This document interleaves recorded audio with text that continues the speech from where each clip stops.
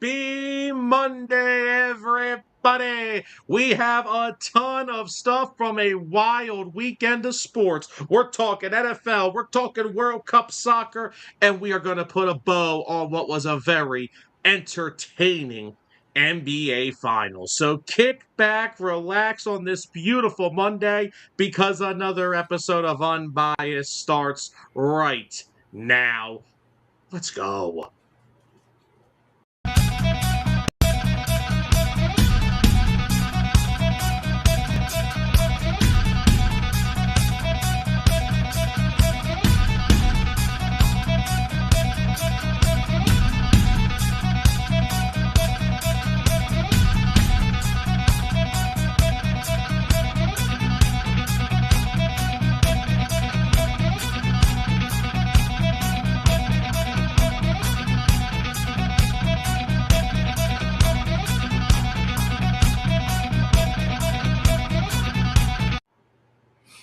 Hello, everybody, and happy Monday, and welcome back into another edition of Unbiased, only here on 609 Sports Talk Radio, coming to you guys live tonight with all the unbiased sports talk that you guys deserve. And as always, we are your hosts.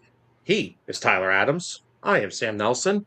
Tyler, happy Monday once again. I know that's not everyone's favorite day of the week, especially yours, but it's okay. How we doing tonight? Well, can't complain too much. Just another Monday closer to the football season, as I like to say. That is true. The countdown is on. We're almost into July. Training camp will be starting soon. A lot of NFL preview stuff coming up here on Unbiased starting in July. We got a lot to go over for the NFL, but tonight we have a parody of subjects. We will talk some NFL later in the show. Broncos giving out some extensions to Sean Payton. We'll talk about Patrick Mahomes and that contract he just got. Carolina Panthers making some moves as well. We'll get into that later. We'll talk some World Cup. USA winning on Friday night. We'll get into that, give our thoughts on how that game went and how they looked. But, Tyler, we have a big topic to kick off the show. Now, I can't confirm nor deny if the city of New York is still standing, but I know a couple school buses that are out of commission. I know a lot of cabs that are also. But after 53 long years, and after what happened over in the city, the gods may make them wait 53 more years. We've seen enough. Okay, that's it. You can't get anything else for at least 60 more years. The New York Knicks are NBA champions, taking down the San Antonio Spurs in 5 games after another double-digit come-from-behind win in Game 5, down 16 at one point, and they came back in the fourth quarter once again to seal the deal in San Antonio. Jalen Brunson has been named NBA Finals MVP, averaging 32 points, 4 rebounds, 4 assists, clutch shot after clutch shot, big play after big play in each fourth quarter, almost every single game. Tyler, the floor is yours. The Knicks are NBA champions. Your thoughts? My thoughts? One word, wow. 2 words, Jalen Brunson. A part of me feels bad for the Spurs, but another part knows that they're going to be back there. They're a young team. It all caught up to them. A lot of pressure, big moments, inabilities to hold leads throughout almost every game in the series. But man, this Knicks team, they were unstoppable in this postseason. What was it? It was a 4-1 series win against the Hawks. Then they go on to sweep, was it the Cavs? All right, so they beat Atlanta in 6. Oh, it was in 6. Because they fell down. They fell behind 2-1 in that series, and then went on this masterclass of dominance. They swept. Yep. So they beat Atlanta in 6. They swept Philly. Thanks for reminding me. Oh They yeah, that's swept. the team I forgot about. I mean, rightfully so. I also, well, you're not the only one that wants to forget about that. They swept Cleveland, and then they beat the Spurs in 5. They ended their postseason with a 16-3 record. Yeah, I mean, an insane run. They were unstoppable. There was no team that was going to stand in their way. I tried to give the Spurs the benefit of the doubt, the best chance, but even the Knicks had an answer for Wemby, but no one else in the league did. And before I continue on talking about, the Knicks, Jalen Brunson, it's very tough to not point out in that game the performance from Stefan Castle, who has been one of their premier guards, able to score the ball efficiently. He went complete ghost until the fourth quarter, finally got to the free throw line, made a couple, missed a couple, ended 1 for 10 shooting from the floor in an elimination game. Not ideal. But again, 21 years old, right? This is a very young team. There's things they got to experience, there's things they got to go through. Jalen Brunson, he's been in the playoffs before. He knows what it's like to lose, he knows what it takes to win. But you would like to not have your rookie from this year and Dylan Harper being your second best player on the court. Arguably, you could say the best player on the court ahead of Wemby in that game. Yeah, you could make that case, but I mean, look, they are such a young team in San Antonio that somebody's going to have to be the second best player on that team. Well, I will say is I would also expect the max contract point guard that I acquire from the Sacramento Kings to maybe be that guy. Mm-hmm. But I saw, you know what? I've said that the 2011 finals from LeBron James was probably single handedly the worst performance I've ever seen. And for a player of that status, I will agree with it. However, what you saw in this finals from De'Aaron Fox has to single-handedly be one of the worst performances for a max contract player in finals history. I cannot tell you how many. First of all, why was Mitch Johnson so hell-bent on going to isolation plays for De'Aaron Fox when you have Victor Wembanyama, Stephon Castle, and Dylan Harper? I understand he's making a lot of money, and I get that. But he was never one of the 3 best players in this series on the freaking Spurs. Yeah, I know. And I'm okay. I'll point another one out too. How about Keldon Johnson, Mr. Six Man of the Year? Did you make 6 shots in the whole series? Nope. Yeah, he kind of got to be available to do that, and he wasn't. I feel like this is the most that I saw him in that game. He, Still not enough, not even close to enough. So I mean, we're, you singling out Fox is perfect because at the end of the day, Castle's only in his second year. You have Champagny, who put on a better shooting clinic, had 14 points, 4 for 8 from three, 5 for 9 from the field. Wemby didn't shoot the best, obviously not from three, 1 for 6 from three. I mean, that's not winning you any games. nope. He took a high volume of shots, 19. But I mean, when De'Aaron Fox can't hit the broadside of a barn, what are you going to do? He's got to take majority of the shots at that point. And then Dylan Harper, I mean, he was doing his thing. He was shot over 50% from the field. All right. Hey, real quickly, chat's blowing up already. What's up, Zolt? Knicks get the title, Canes get the cup. This means it's football season. That means it is not the Cowboys' year. Yeah, no, we're only breaking one curse every 6 decades, so they got to wait another 6. Anthony said not feeling salty, but was this final series a little right? There's some things I didn't like. Going back to game 4 in Madison Square Garden, I didn't like the ending to that game. How on that final inbound, the refs allowed the fans to crowd the court on the Yeah. sideline. Like, what are we doing? That's a big thing that irritated me that I've been waiting to talk about. What are the refs doing just allowing that and not controlling any aspect of the game? It looked like it was street ball.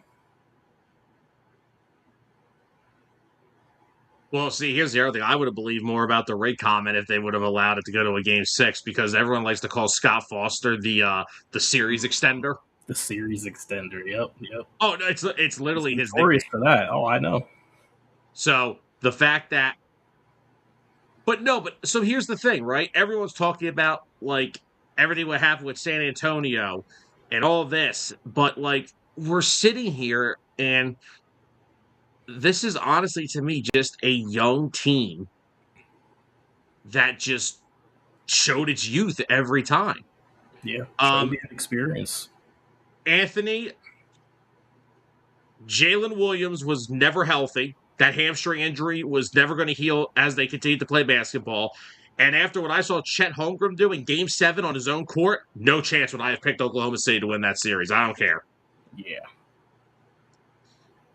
And see, here's the thing, right? De'Aaron Fox is a good player. The problem was the Spurs put themselves between a rock and a hard place. A couple of years ago when they signed Chris Paul, they knew it was going to be a short-term investment because Paul was getting older and his career was coming to an end. Then the problem was they needed a long-term answer at point guard because they realized that Stephon Castle, as good as he is, he's not your primary ball handler. He's had yeah, a lot of games where they've tried that. And he's turned the ball over. He had a game against Oklahoma City. He's turned the ball over like 7 times. yep. They knew they needed a point guard, so they made the trade for Fox. Then somehow they lucked into the number 2 overall pick, which the second best player was a point guard and the son of a former multiple-time NBA champion in Dylan Harper. So now, and they gave De'Aaron Fox a max contract. So now you are stuck with De'Aaron Fox unless, and if I'm the Spurs, I'm highly considering this. Wemby is in year 3. He hasn't even come close to touching his ceiling yet. Yep. Stephon Castle is going to be a very good player. He's going to put the ball in the basket. Vassell, Champagny, good wings that can shoot. Dylan Harper is going into his second year next year and is going to be a star if he is a starter. I will attach first-round picks to get De'Aaron Fox off my team next year. But they can't because they can afford it. They could afford to do it. It's crazy to say, but you're right. I mean, it's just tough though, because I mean, yes, for his contract, his experience in the league, you can't put up that performance in Game 5 in an elimination. No. You can't. But when you look back to his play over the regular season, I mean, he was a key part to their success. And through most of the playoffs, he was too. But it seemed like whenever it came down to the high pressure moments, that's when he would perform the worst. Now, yeah, I saw this stat last night. They led for 72% of the series. That's insane. And now, Clint, here's the thing. I don't. This is why I hate it using that as an example. But for a player of LeBron's caliber, it's the worst finals performance we've ever seen in 2011. I also don't want to take away from what that Mavericks team did defensively. The bodies they threw at him. They threw Deshaun Stevenson at him. They threw. You want to talk about one of the most underrated wing players of all time?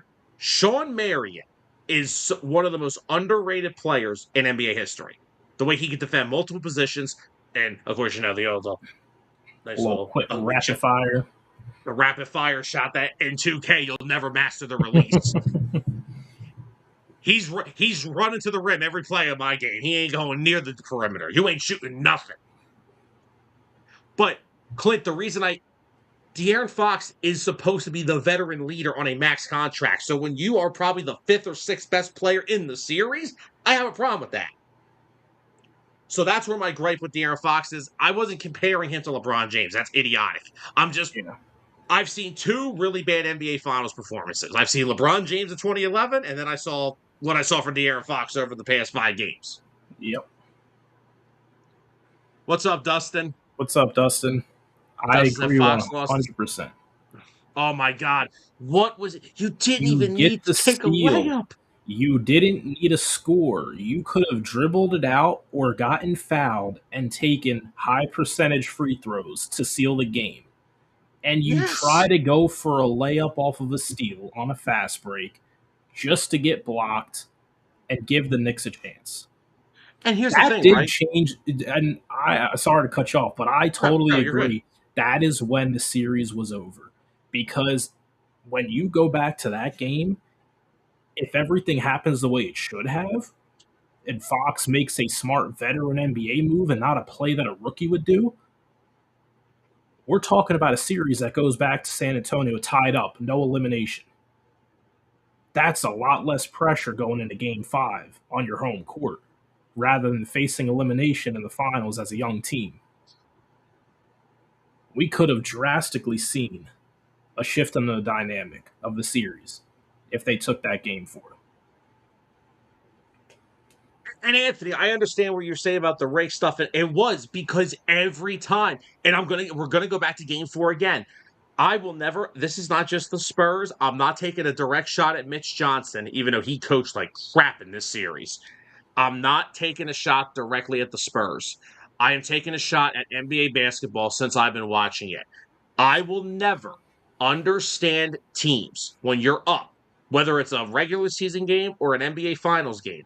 I will never understand teams when you are up by 25 plus that continue to shoot late threes in the shot clock. Why are we jacking up stupid looking threes in the game?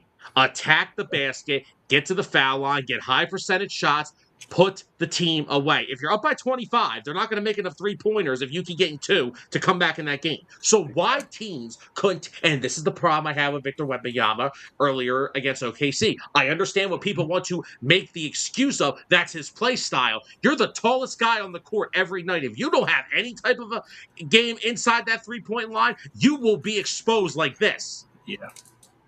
Look at the two. Look at the Spurs and Cavs back in 2007. What did they know about LeBron James? He could not beat them from the outside. They forced him to shoot the ball. They clogged the paint with Duncan and all those guys. They forced LeBron to shoot, and if he did drive, to kick it away to another guy who they knew wouldn't beat him. Unless Wemby gets himself into a shape where he can be at least somewhat dominant inside that three. And I'm not saying he has to post up 58 times. He's not Shaq. I know that. But you have to have some type of a game inside the 3 point line. Exactly. Like if you need a bucket, he needs to be able to go and play in the paint. Game two is the exact reason why they get a pick and roll with him and Fox. Mitchell Robinson bites on it completely, and Wemby standing at the elbow. You can perform a pick and roll lob without jumping. Literally. What are we? This is my point. I'm not going to see. And look, here's the thing. I don't want to sound like I'm being a negative Nancy. I love Wemby. He's a transcendent player. He is going to make that Spurs team great. But I'm not going to enjoy a 7'4" guy who's the tallest player on the court every night playing like a shooting guard. I'm not going to. That's ridiculous.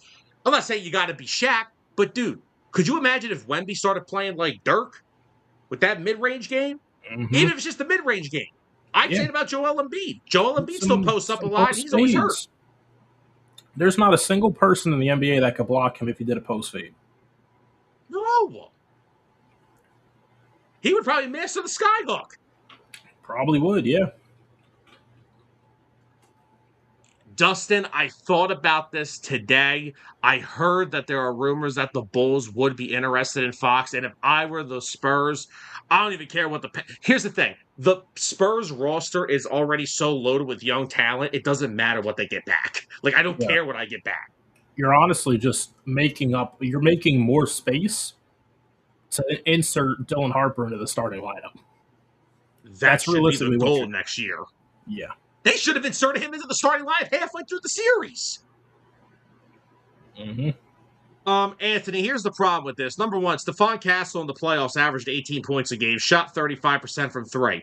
And also, by the way, Stephon Castle is a second-year player. Chet Holmgren is a reigning defending NBA champion, and Yeah. talent-wise, probably the second-best player on Oklahoma City. You guess what? Stephon Castle played like crap in Game 5. He was like, what? He made one field goal, and it was that putback in the fourth quarter. He was Yeah. one for at least, he took shots. I think he was like 1 for 10. He was 1 for 10. Yeah. Something around along those lines. Let me look. Hold on. Oh, you're I'm right. gonna. He was I'm 1 for 10. one for 10. Chet Mhm. Holmgren in Game 7 took 2 shots. 2.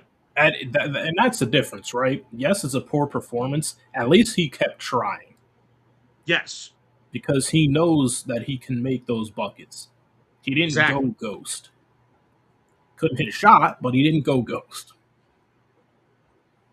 And this is another thing that I keep. This is something I totally forget about is that Mike Brown coached Mhm. Fox in Sacramento. And no, he did because what they did is, I mean, De'Aaron Fox has never been known as a shooter. Never has been, never will be. And the fact that they continue just to clog the paint and not let Fox get to the Yes. basket. And And here's the another other thing. thing, he didn't get to shoot a single free throw.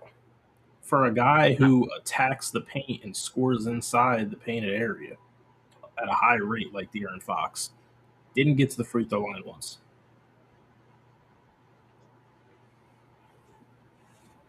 Dustin, if there was a if Pop was there, I think the Spurs win this series. Whew. If only they could have sent Pop down in the fourth quarter when the lead started dwindling. Here's what's going to happen this summer. Mitch Johnson, you're going to spend the whole summer with Pop, and Wemby, you're spending the whole summer with Tim Duncan. And you know what? Just watch highlights. No, Have Mitch Johnson watch highlights with Popovich of those championship Spurs teams to see how they played and held those leads and won. And then have Wemby go and watch some tape on Tim Duncan on how to post up in the paint. and you know what the crazy thing is? When I was watching that Western Conference Finals about OKC, they literally beat the Thunder.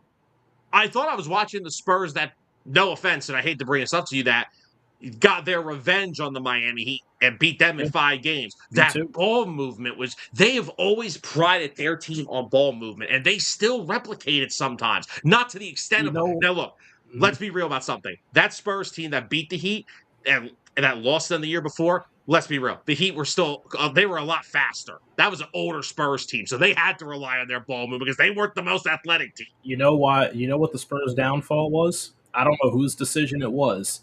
They decided that in order for them to beat the Knicks, they had to outshoot the Knicks. That's the mistake they made. Instead of playing their game of Spurs basketball, they decided to try and outshoot them from the perimeter. That's why they lost as bad as they did. Which all you had to do was, since Game 4 against Atlanta, the Knicks went on a historic shooting spree. They just made sure. I mean, dude, they scored 80 points on threes in Game 4 in Philadelphia. Yeah. 80. They scored 80 points on threes. I don't even think the Warriors ever did that. And Clint says, I love Fox. Reason for the shot. He said, I thought he could outrun him for De'Aaron Fox. Read the room. You're going one-on-one with one of the best defenders in the sport in OG Anunoby. Read the room. And regardless of if you thought, it doesn't matter what you think. There's only one thing to do in that situation. With under it Still was what? It time. was 12 seconds or under 12 seconds left on the clock. You had one thing to do. You were not down. You had the lead. You do not go for a layup. No matter if you thought you were open or not. Yeah, Anthony, but again, if he doesn't throw the ball off of Castle's back in Game 2, that foul doesn't happen. But again, that is the definition of a young team that is not bad. Yes, I know they went 7 with the defending champs. And But you know the point in Game 5 where I thought the Spurs were actually going to hang on to that lead and win the game? When Cat fouled never. out, No, when Cat fouled out, and when Anunoby got to 5 fouls, I think it was like, was it halfway through the fourth? Or maybe it was Something like around. 4 or 5 minutes remaining in the fourth. But there was a good amount of time left, and I was like, "Oh wow, is OG going to actually foul out of this game? Because if so, that's huge implication to have both him and Cat foul out." But ultimately, never happened that way. No, and I mean, look, credit to them. And what did I say about this series? I remember we did that poll question when this series started. Over 65% of the vote went Spurs. I told you guys they are a young team. And guess what team? You know what team in a championship game or series usually blinks first? The team that doesn't really know how this goes. No offense, I kind of understood KG's frustration with Wembanyama after the Western Conference Finals. Why are you crying? You got 4 more to get this.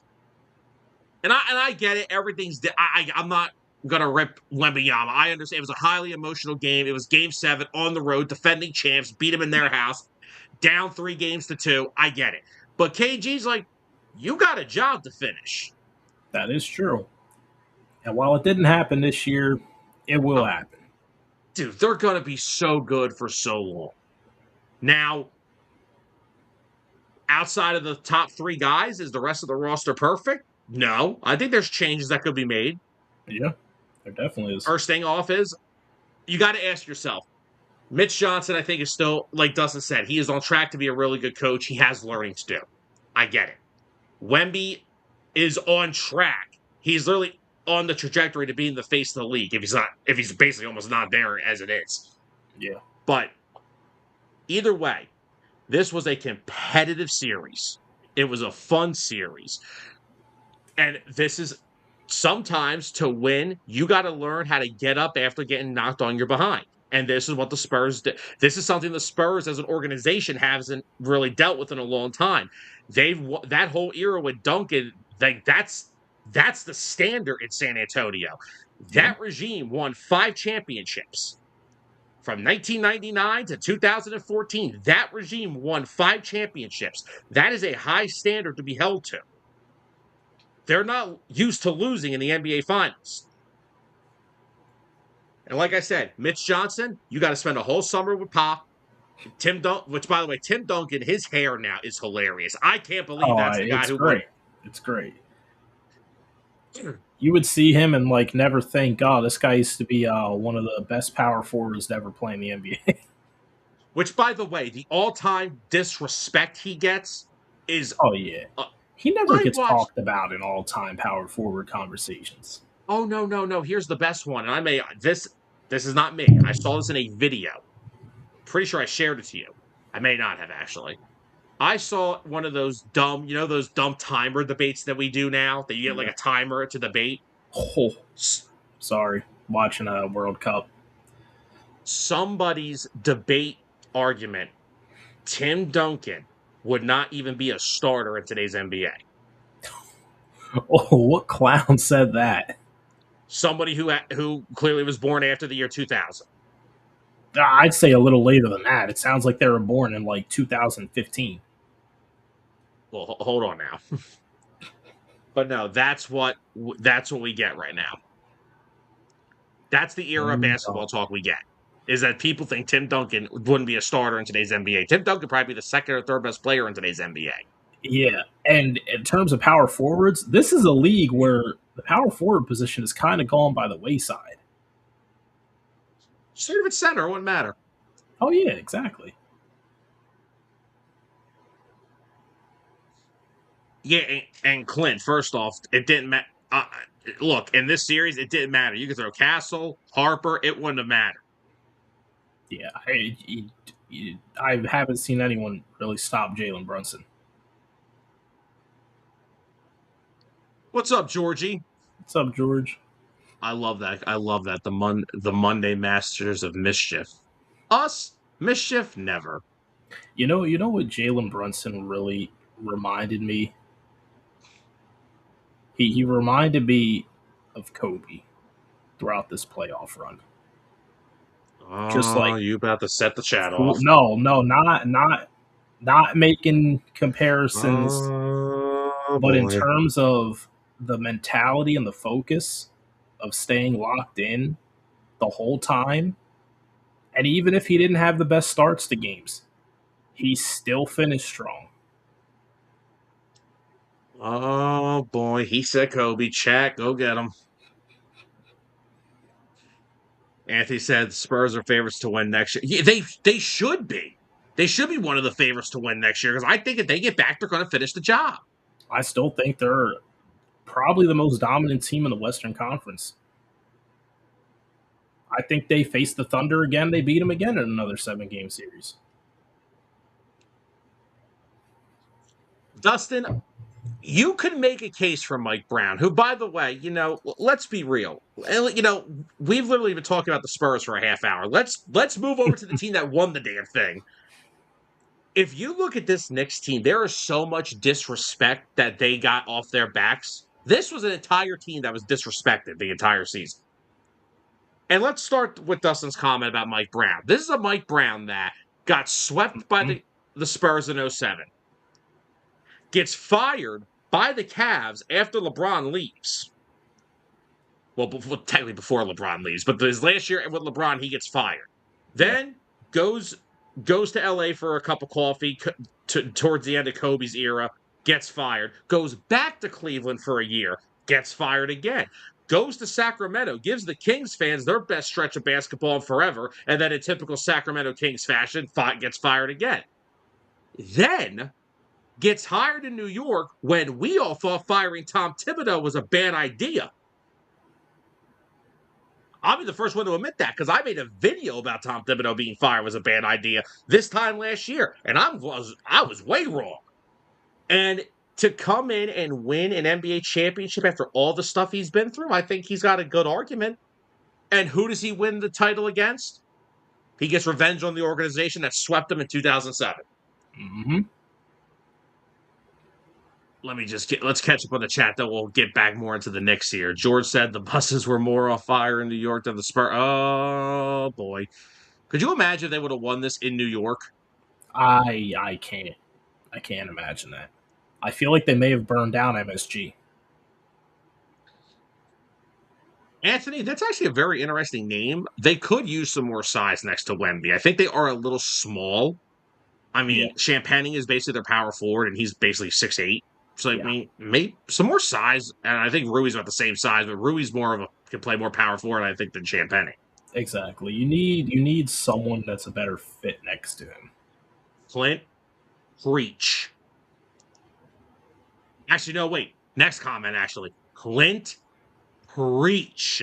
Yes. Because everyone dude, the center conversation is so annoying. You talk about if you're like, oh, Shaq, oh, Will, oh, Russell. What, Kareem didn't do nothing? Yeah, right? Hakeem? Hakeem's Reggie Miller another brings one. up. Was that? Hakeem, yeah, he's another one. David Robinson? Oh, man. We need to do some NBA top 10 lists on this show one day.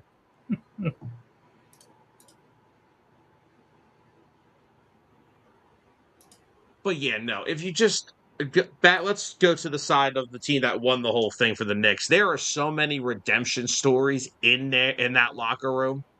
Oh yeah. I mean, if you look at Mike Brown, what he went throughout his coaching career, Jalen Brunson, who, by the way, the media ripped him, and I'm talking everybody: Stephen A. Smith, Becky Hammond, Nick Wright, Chris Broussard. Not a top. If he even is a top 12 point guard in the league, he's probably 12. Remember that talk? He's not the needle mover for an organization. Remember that? Well, he moved a pretty big freaking needle on Saturday night. He did. 45 in the game, a series-winning game. I mean, he was outstanding. He was the best player in every series.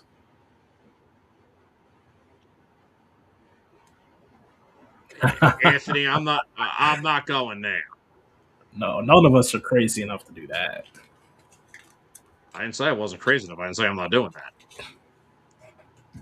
We'll do top 10 talks another time when we want to set the entire chat off.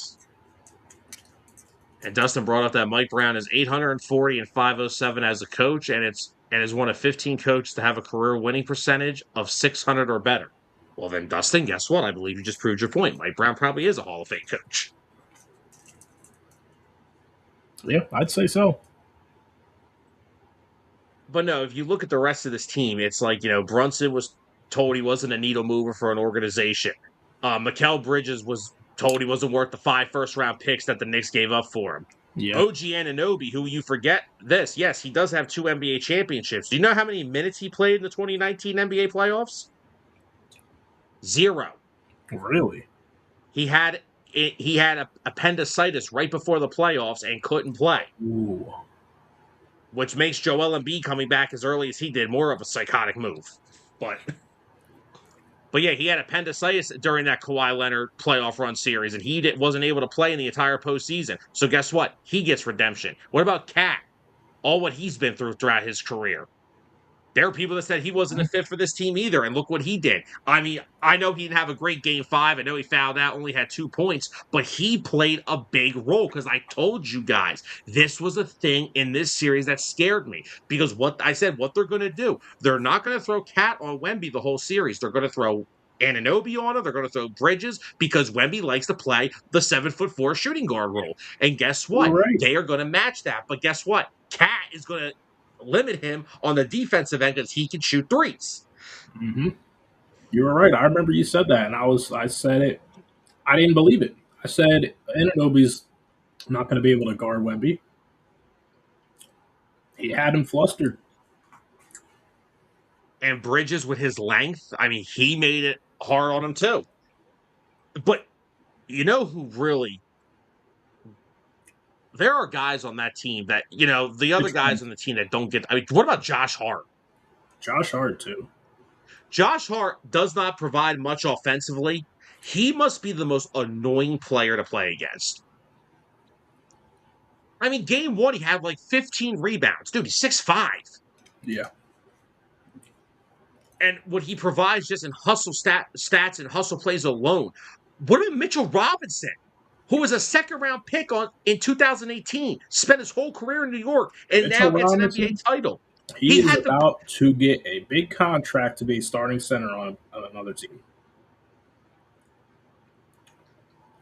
Yeah. He is a very traditional center that can honestly round out a lot of different teams' rosters and make them contenders. He's not scoring you over 10 points a game, but he'll probably have close to over 10 rebounds a game. He's going to shoot over 72% from the field. And he's going to block a lot of big men down. And of course, dude, the key offensive rebound in game 5. Yeah. Josh Hart missed that second free throw. And that's the other thing I had an issue with Wemby, dude. You're the tallest dude. You got to secure that rebound. How did he not get that rebound? Dustin, I actually have it right here when you about it. So listen to this. This is a little history for Minnesota sports. Karl Anthony Towns leaves the Timberwolves, wins a world championship. Sam Darnold leaves the Vikings, wins a Super Bowl. Kevin Love leaves the Timberwolves, wins an NBA title. Kevin Garnett leaves the Timberwolves, wins an NBA title. David Ortiz leaves the Minnesota Twins to go to the Red Sox and wins the World Series. So Minnesota does create champions, just not for their respective teams. Unfortunate. The Timberwolves are the anti-Boston Celtics. The Celtics for the 60s made nothing but champions. Timberwolves, the city of Minnesota, just sends them all to other teams. Clint says, Mike Brown also won Coach of the Year with 2 different organizations and has 4 rings as an assistant. Yeah, I forget about the fact that he's been an assistant coach for a lot of championships. No, Anthony, you're right. And the reason is because he doesn't play in the paint. Like I said, I love Wemby. He's a great player. He has a lot of development to go. I mean, look, guys, he's in year 3 of his career, and he's already got the Spurs in the NBA Finals. It ain't like he's struggling. He's going to be a great player as long as he puts his mind to it. Also, by the way, here's my other. I understand these are young kids. I don't like how they responded to the Game 5 losing. Oh yeah. I I, don't. I don't I don't even understand. You saw Wemby how he ended his presser. What does that even mean? What I didn't See, get. I didn't watch. What do you he say? he ended his session by saying, "See you guys never." I'm sorry, buddy. Are you retiring, or are you never planning on making an NBA Finals again? What does "see you never" mean? I mean, seeing us ultimately for the summer. But no, I don't like the walking off the court thing like that. Oh no, yeah, I saw them immediately walk to the locker room. I was like, I come got. on. You know what I got? I got 90s Pistons vibes when the Bulls finally took them out and they ducked off the Mm, court with like 5 seconds left. yeah, That's the vibes I got from that team, and that is something that organization is not about. They are a lot more respectful than that. hmm, The Spurs in 2013 lost a. They literally had an NBA championship ripped from their hands by the hands of Chris Bosh and the shooting of Ray Allen, and they had more respect than that. And now, Grant, I know that team was a lot more older and seasoned, but I don't like how San Antonio did that. I don't like yeah, Wemby just ducking off and just like ignoring the whole world. Like, come on, man. But in OKC, we were crying on the court. Come on. yeah, Like I said, this is a young team. It's a first class organization. They've got the young talent in place. They have to grow up. And this is how you grow up. Sometimes you gotta get punched in the face and knocked on your rear end to get woken up. And this is where they're at. They're still yep, gonna be a great team. I'm sure Wemby's gonna learn from these things, but this is what happens in sports when you're a young team with not a lot of championship game experience. Dustin, that is the funny part. Literally every player on that list won within like the first 2 years after leaving.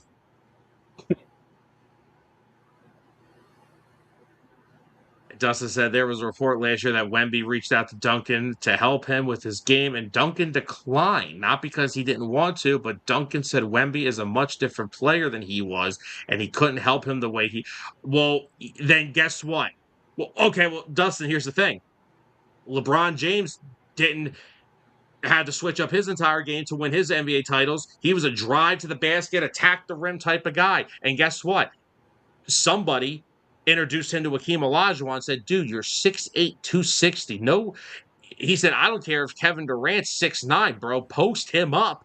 And guess what? You're going to open up 3-point shots for teams. You can still drive to the basket and do what you have to do. But guess what? He had to redevelop his game. Sometimes you got to get a little uncomfortable to reach your full potential.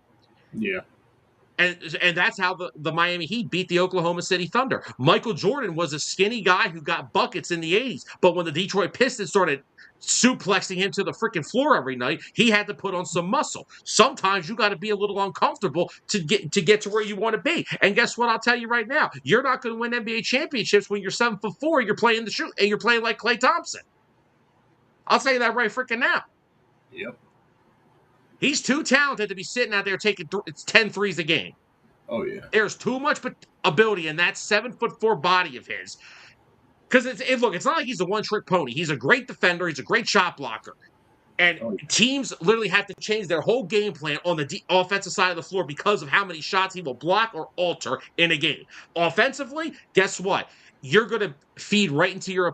They'll do exactly what they did this year. They'll feed into their opponent's hands because they're playing perimeter basketball. Like I said, Cat was a key part to that team winning this year. He ain't guard Wemby inside the 3-point line 15 to 20 times a game cleanly. yeah. Well, few comments in the future here. Dustin says that he might work out with someone who I think is a way better option than working out with Tim Yes. Duncan. Working out with Dirk, that's definitely a way Wemby can learn some valuable skills to add to his arsenal and elevate I'm his game.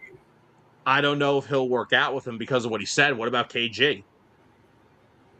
Hmm, maybe. Don't you forget Prime KG in Minnesota. That boy was a point forward. He was dribbling the ball up in Minnesota. And I'm talking no, because what did I no, because That here's is what I'm saying, true. right? Yeah, I'm not saying Wemby has to go Hakeem Olajuwon and post up 35 times a game. yeah, He's not built like that. But you want to talk about a power forward who was awesome inside the 3-point line? Go tell me Kevin Garnett wasn't. Yeah. I know Duncan was, but like Dustin said, Duncan was a post-up power forward. He had a mid-range, but he was a post-up guy. Mhm. KG, he fed a lot off of his jump shot more than Tim Duncan did. And KG, I think, will be a guy that I would love to see him work with. Dirk's another one too, because Dirk, of course, like he was a three-point shooter. He could shoot out the three and do all the things that Wemby could. But like I said, if Wemby wants to be fully effective throughout his career, he has to be dominant inside that 3-point line. I am sick of the one only thing with this league I am still sick of is the damn 3-point shooting. There's too damn much of it. That's what that's why they lost. Again, I'm watching game 4, you're up 25. Why are we shooting threes? Yeah. I don't know. Because guess what? When you get tired playing basketball, Tyler, and your legs are starting to feel that fatigue, what's the first thing that goes? Your jump shot. Mhm. Because you cannot get that same lift on your legs late in games. So how about you say, we have 2 point guards that can get to the rim with about 2 dribbles. Castle can get to the rim. Wemby should be living around the rim. Why not get some high percentage shots and go into the paint, get to the free throw line, try to ice this game instead of having Vassell and Castle and De'Aaron Fox jack up 12 threes. And late in the shot clock every time, too, I might add. But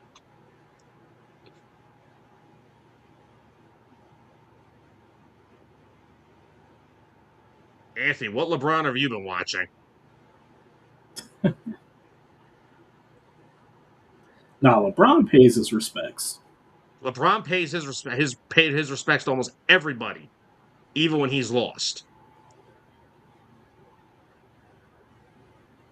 Zolt said Wemby is 22, needs a little guidance. I would be stunned if he starts next season. Anyway, if the start next season he comes out and says he regrets how he probably I'm he sure probably he will. Like, will.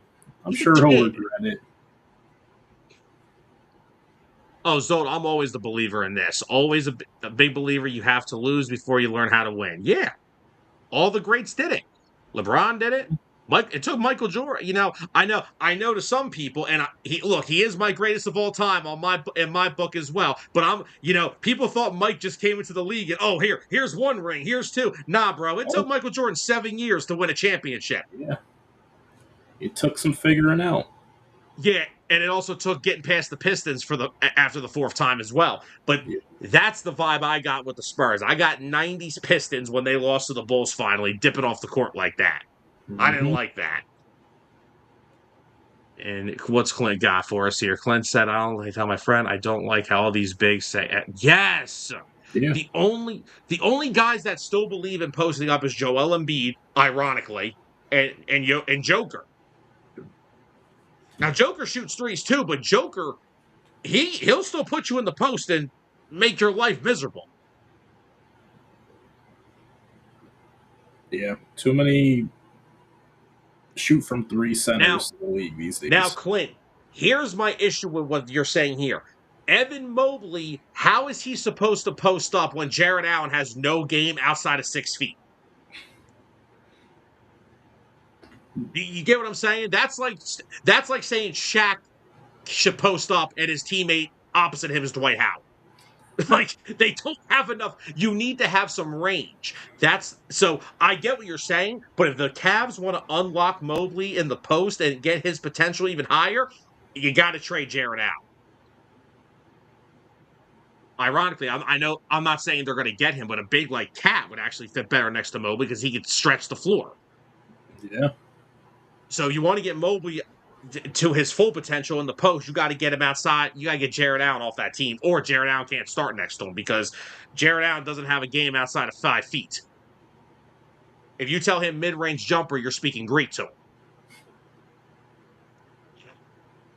But let's continue some more onto this topic here. Jalen Brunson made some history during these NBA finals. Not only does he deliver the city of New York its first title, since 1973.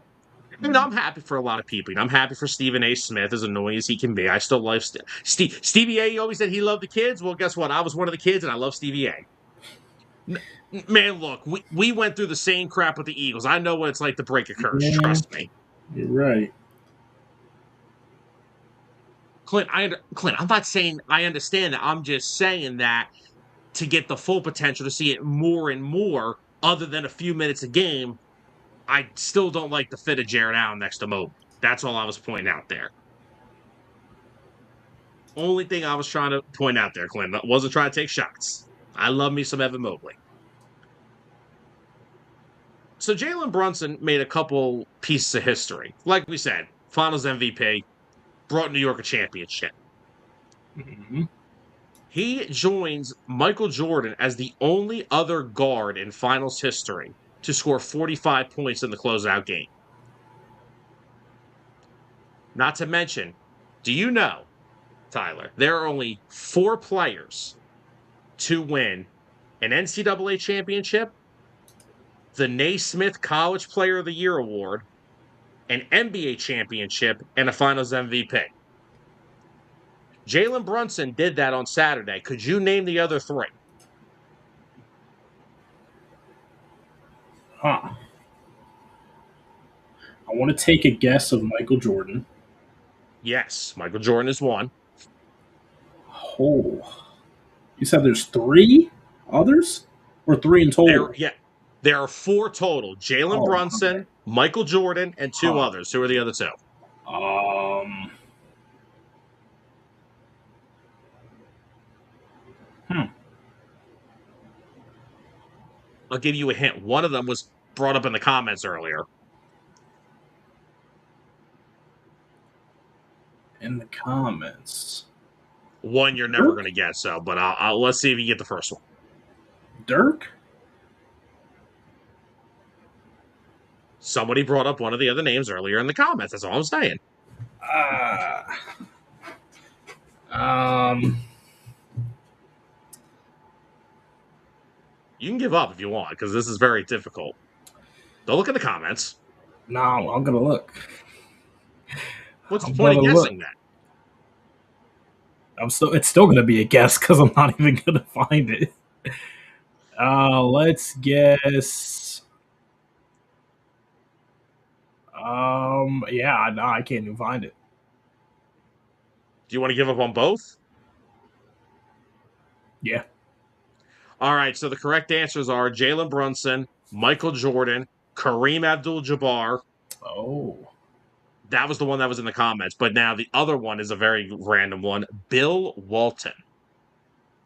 Bill Walton. They are the only 4 players. Somebody actually messed up and said Magic, but Magic won the MVP for the Final Four the year he won the title. But the Naismith Award that year went to. You got to be kidding. Who was Magic's biggest rival? Larry? Yes, come on. Yeah, you damn kids. Yeah, sorry, old man. I only started Yeah, watching basketball when it was colored TV. you're terrible. But yeah, those are the only 4 players to ever do it. Wow. So I think it's safe to say that Jalen Brunson has not only cemented his legacy in New York, he has cemented it along the lines of NBA history. All right. Well, as Oh, long as everyone in the Dallas front office is no longer employed from when they had Luka Doncic and Jalen Brunson and Kristaps Porzingis, and Porzingis. who also won an NBA championship after he left Dallas. As soon as Luka gets a ring, that Mark Cuban better buy that Oh whole damn team man. back. Oh man. I will never understand what that damn organization thinks on a nightly basis. But back to, I want to point more stuff about this Knicks team. Like I said, you know what the funny thing is about this Knicks team? They won a championship by literally doing the opposite of what they've been trying to do to win a championship for years. If you remember, 2010, right? The big free agency. They wanted LeBron, they wanted Wade, they wanted everybody. Yeah, they got Amari Stoudemire. And Stoudemire, when people forget, when Stoudemire went to the Knicks, he was good. That was prime Phoenix Stoudemire. Then something Oh called yeah. cartilage in your knee starts, and then Mm-hmm. you lose a little bit of something. Yeah. Ask AJ Brown. Too soon. Clint got you there. Clint did get me. You're right. I'm not up on the old timers college statistics and achievements. Clint, I'll get him up to snuff. Don't worry. I'll handle this. But anyway, so they go through the Stoudemire because I mean we could agree from 2000 to 2010 it was misery in New York. So they get Stoudemire, then they make the trade for Melo, and Melo has some really good years. But you ever notice this, right? They're always star hunting. Melo, Stoudemire.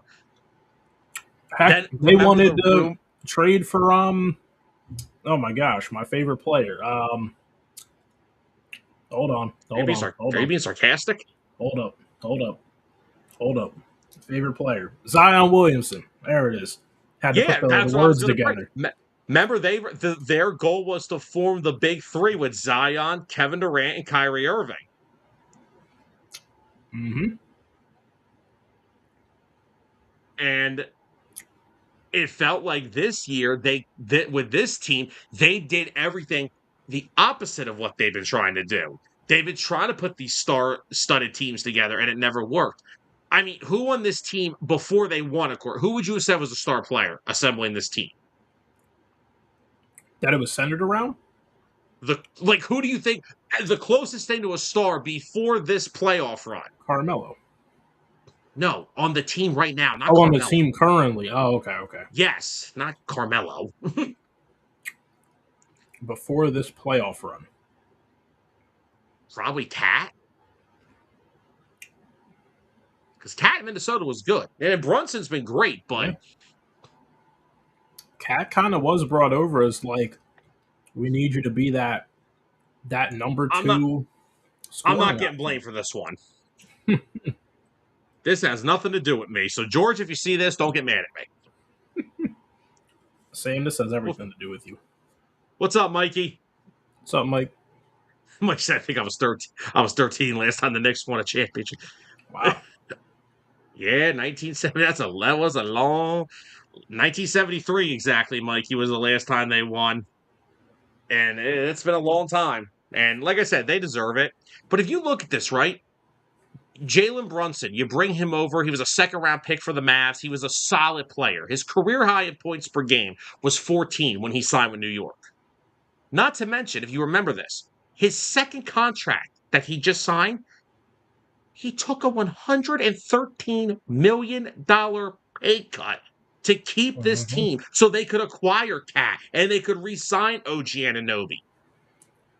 Karl Anthony Towns, some in Minnesota forgot about. They decided to build their team around Anthony Edwards, who will probably be a Laker or a Celtic in 3 years, and he'll win his first championship because the Minnesota thing is going to continue.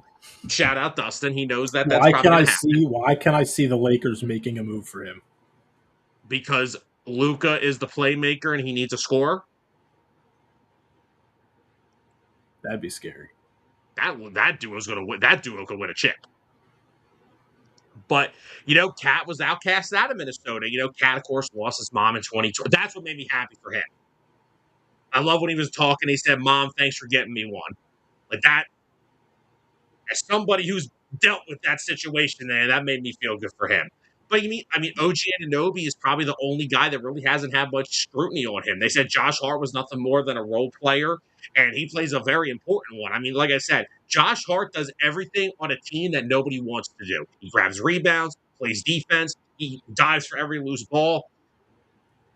And nope, when he came out of Villanova, said that he wouldn't be an NBA player. Oh, guess what? The Nova Knicks won the championship. Woohoo!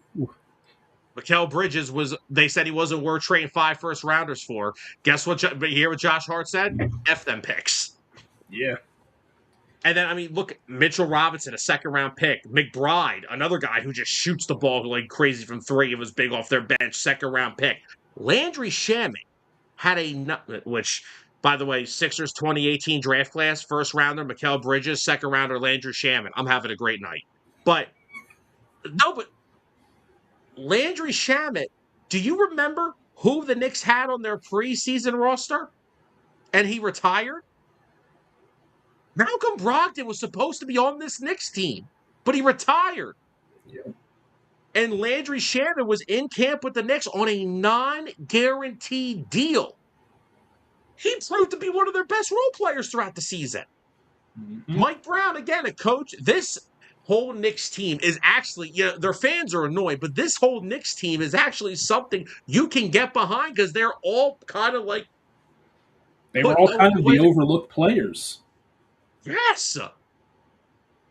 These would would all be guys that people would say would be great, good third or fourth players on championship teams. Well, guess what? Eventually, when you put together a team that consists of about 8 to 10 of those guys, you have a pretty good team. Yep. Now they're going to have teams gunning for them next year. There's going to be a lot of shakeups in the East. We got to see what Yeah. happens with Giannis. We got to. Kind of segues into this. I don't know if the Knicks can run it back with the same roster and get the same result. No, because here I'm You're gonna going have to bring up a you're graphic, gonna have the Pacers back with Halliburton. You're gonna have the and Celtics back fully healthy.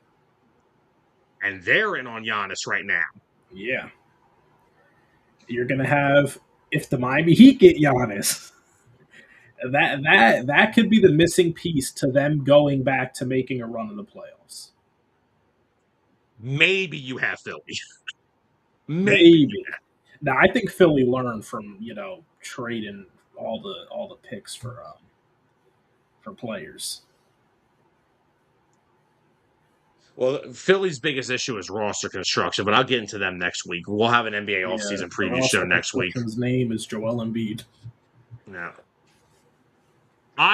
You want to see me act like the city of New York? Trade Joel Embiid next week and watch what I do. I will actually be ecstatic to get rid of him. And look, Sixer fans can call me a fake fan. You cannot live in denial anymore. You want to live in denial? Say, oh, well, if we do this with Embiid, we'll win. No, you won't. Keep telling yourself that. Yep. But no, but Dustin makes a great point because here's the thing, right? Talk about running it back. Good luck with that. Whew. Yeah. We have had a new champion every year for the past 8 years. Raptors in 19, Lakers in 20, Bucks in 21, Warriors in 22, Nuggets in 23, Celtics in 24, OKC last year. This year we have the Knicks. And can I just, before you give your thoughts, can I just say something? We have talked about it on 609 for a couple of years how bad the NBA has been as of late. It's starting to come back. It It's is. the product is starting to improve again, and that right there is the reason why. The parity in the league again. There's Adam Silver sat down one day and said, I cannot let happen what Golden State ever did again. I am not going to live in the super team era, and I'm going to make this league competitive. That is how they do it. And I want to thank Kawhi Leonard for killing that Warriors dynasty, too, by the way. Well, don't forget, the Nets still tried to put it together. They just got everyone a little too late. Yeah. Well, hey. And they were never all healthy. Well, who would have knows what happens in 2021 if Kevin Durant's foot is like an inch shorter? Very true. But that's the on the line. But if you remember, it was after 21 where they put in the new salary cap things with the max contract slots. Mm-hmm. Adam Silver's goal was, I'm going to kill the super team. And now they are. Every team that has won a championship over the last 8 years had 2 really good players and a perfectly set roster. Like, let's be real here, okay? I'm going to bring it back up. Let's look at the Raptors. Kawhi Leonard, who would you say the second best player was? Oh, jeez. It's probably between Lowry and Siakam. I would go Siakam. I feel like Lowry was he was borderline of good role player, but still a star. Okay.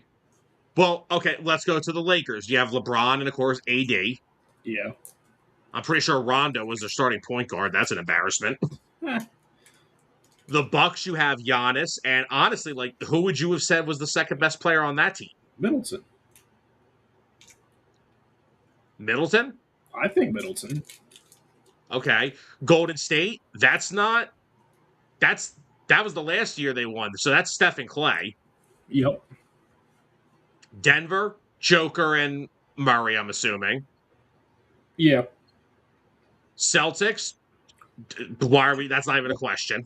Tatum and Brown. And Jason Tatum. OKC is Shea, and take your pick between Chet and Jalen Williams. I'd say Shea. But either way, but OKC drafted their whole team, so that's the Yeah. difference here. Mm-hmm. And then this year, honestly, who was the second best player on the Knicks? Good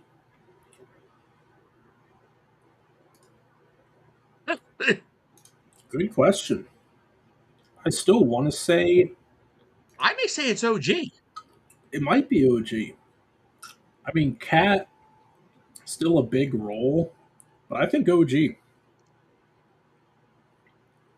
Yeah, so I mean, or like, this is the point. The league is now competitive because teams are building their teams again. They're not just signing 5 Hall of Famers and putting together the Steph, KD, and Clay Warriors, or the LeBron, Wade, and Bosh stuff, or the Lakers when they got Steve Nash and Dwight Howard.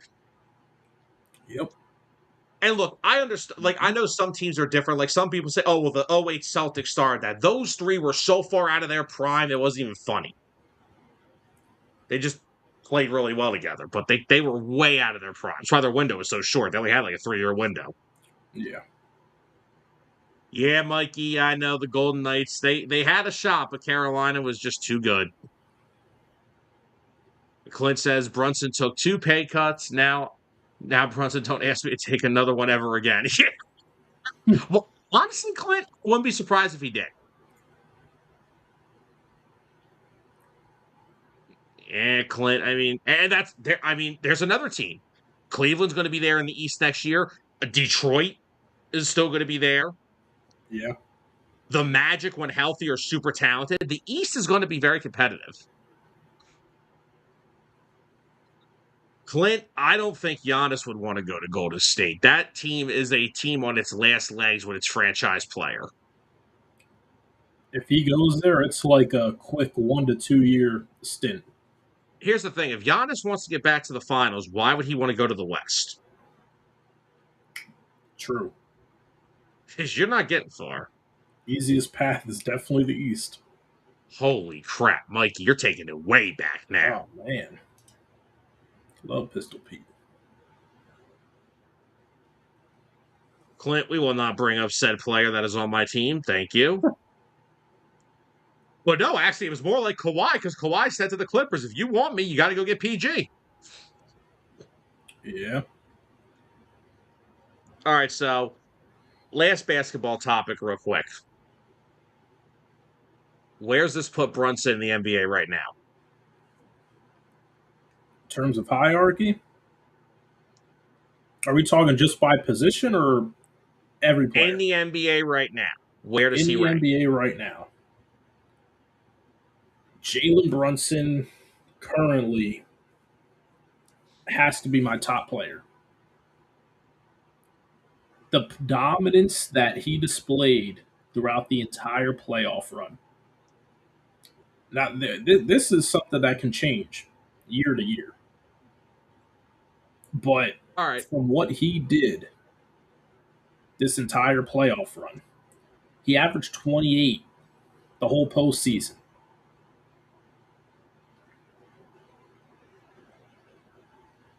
He's up there with a very few. All right, let's play a game real quick. Give me your top 5 NBA players right now, if you can. Oh my gosh, top 5. I'm gonna go. And I want them in order. You want them in order? Oh Jesus Christ, Sam! Oh Whoa! my god! Oh my god! Relax there. I need to get a pen and paper over here. All right, hold on. Give me a second. Jeez. God, I got so defensive. Holy crap! Man, Relax there, buddy. Just bringing it on me in order. Oh man, Huh? the in order is what got me. Do you want me to go in order? Go ahead. I got mine in my head already. Go on. All right. 1, I have Jalen Brunson. Right now, currently sitting right now, it's Yes. Jalen Brunson. Number 2, Anthony Edwards. Mm. Number 3, I have Shea. Number 4, I have Joker. And number 5, I am torn between Wemby and Luca. Mm. But if I had to pick right now, I'd probably go Wemby. Levy and Luca. Okay. I love Luca so much, but if he does, but I mean, I just don't know if he's ever going to win a championship with the way he plays. He's so great offensively when he's available, but he doesn't play a lick of defense. Okay. All right. I think I got mine. I'm going Brunson. Okay, Going. I'm gonna go Shea. okay, that's fair. Wemby. Okay, Then I'm going Jokic. okay, Then I'm going at Edwards at yeah. 5. Only look, Wemby is literally going to probably be number 1 within the next 2 to 3 Yeah. years. That's the only reason he's not there for me yet. Because what I think you saw this year, you're at the floor with him. Like that's the floor Yeah. what I you don't saw think this year. this is not his max. He's still putting it together. I've seen him improve every year so far in his career.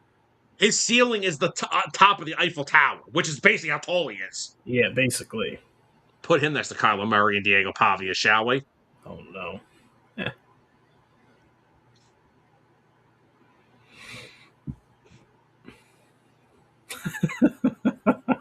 Mikey. I'm glad Mikey took what you said and made a joke out of it. Oh my gosh. That's great. Yeah. So yeah, that would be my. And look, got people, everyone in the chat. You want to put your top 5s out right now? Go for it. I love hearing this kind of stuff.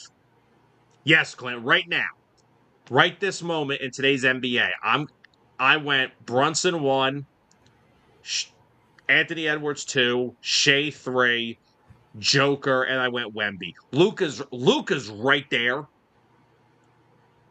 but it's just like Luca He's is got more too. to prove. His playoff run this year didn't do it. It didn't move the needle. Luca didn't play in the playoffs, Ty. That is true. Yeah, my point exactly. That's How could he be in the top 5? He didn't even play. yeah. And like I know a lot of people like, what about people now? Well, like Giannis is hurt, Joel was hurt, LeBron's in his 40s. I went right now, and I think I'm very comfortable with what I did. So we're both in agreement I on would have Jalen had Brunson. honestly. I have Jalen Brown high up on that list too, higher than Jalen Tatum. Brown's probably 6 for me. Yeah, And I have him over Jason Tatum. yeah, me too. I think you're talking overall valuableness to the team. It's him. The guy had them in the 3 seed, the 2 seed, mind you. Mm-hmm. Not the 3, the 2 seed, without Jason Tatum. Yeah. And a roster that was incomplete all season. It had some decent players, but wasn't the best Celtics roster we've seen with Brown and Tatum. But what's going to break my heart is that they're going to get split up this offseason, it sounds like. Ooh. You know And what? If the Celtics want only Giannis, send JB down to Miami. yeah, Make a way. Find a way, please. We'll send Hero back too. The Celtics can acquire Giannis and Tyler Hero in the same offseason. Clint went Wemby, SGA, Jokic, Brunson, Luca. Okay, I have no Okay. issue with that. Yeah, There's no wrong answers here. it really First isn't. off, Because it's hard because we're basing it off of right now. This can change after 2 weeks into the new season. you know who's probably after Jalen Brown for me? Who? Well, all right. Well, hold on. Well, Jalen Brown's my number 6. Who is that? Yours too? Yeah, he's my number 6. I thought about putting him in the top 5. Who would you have at number 7? 'Cause I'll 7? tell you, I'm not. Look, I'm not doing top 10. We're not doing. We're. See, but this is the point, though. There's so much good talent in the league. You don't know where to put guys. But can I tell you who my number 7 is? Mine would be Cade. Oh, see, I'm not there yet. I don't even know if Cade's in my 10. Really? Let me tell you. I'll tell you right now who's better than Cade Who? when he's healthy. If I had a 7, I'm putting Halbert. Oh. Yeah, the thing is, I got to see him back from that injury. I need to see how he is, if he lost anything. Yeah, well, I mean, it's gonna be tough. See, unlike the Celtics, I think the Pacers played his injury right. He sat out the whole year. We're not even going to Yeah. try it. I'm sorry, Jason Tatum came back, and yeah, you know what? He came back and played well, but guess what? Those legs gave out in that Sixers series, which is why he missed Game 7, and ultimately was the big reason why they lost the series.